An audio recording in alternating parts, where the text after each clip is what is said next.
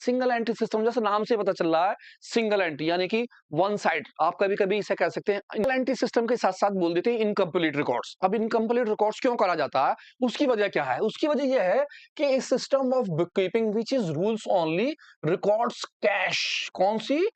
Cash and personal transactions. हम इसके अंदर केवल कैश की और पर्सनल ट्रांजैक्शन लेते हैं, यानी प्रोपराइटर की जो कैश कैश की ट्रांजैक्शन हुई होती हैं, आप उन्हें रिकॉर्ड्स करते हो। और जो उनकी पर्सनल ट्रांजैक्शन जो उनसे रिलेटिव होती हैं, ड्राइंग्स वगैरह की, पर्सनल यूज वगैरह की, वो लेते हो। जबकि आपने देखा डबल एंट्री सिस्टम के अंदर हम सब रिकॉर्ड्स लेते थे, कैश की ट्रांजैक्शन में लेते थे और क्रेडिट की ट्रांजैक्शन में लेते थे। लेकिन सिंगल एंट्री सिस्टम को इसीलिए बोलते हैं अनकंप्लीट रिकॉर्ड्स, यानी कि ये सिस्टम आपका अनकंप्लीट होता है और ये वेरीफाई नहीं हो सकता। आप ये भी नहीं कह सकते कि आपका जो प्रॉफिट या लॉस निकल के आता है वो वेरीफाइड होता है। वजह वजह आपके सामने क्लियर है कि हम इसके अंदर क्या लेते हैं, कैश और पर्सनल ट्रांजैक्शन।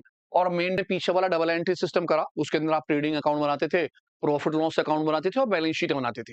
क्या इसमें भी ये सब चीजें बनती हैं? जी हाँ, इसमें भी बनती है, मगर इसके अंदर ट्रेडिंग अकाउंट्स नहीं बनता।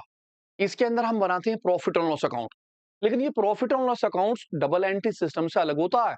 आप डबल एंट्री सिस्टम में जब प्रॉफिट एंड लॉस लिखते थे, तो वहां आपके एक्सपेंसेस और इनकम्स वगैरह आती थी। ग्रॉस प्रॉफिट ऑलरेडी आपके पास होता था। लेकिन यहाँ पर जब आप प्रॉफिट एंड लॉस अकाउंट बनाते हैं, तो वो इससे थोड़ा सा अलग होता है। किस तरह से अलग होता है?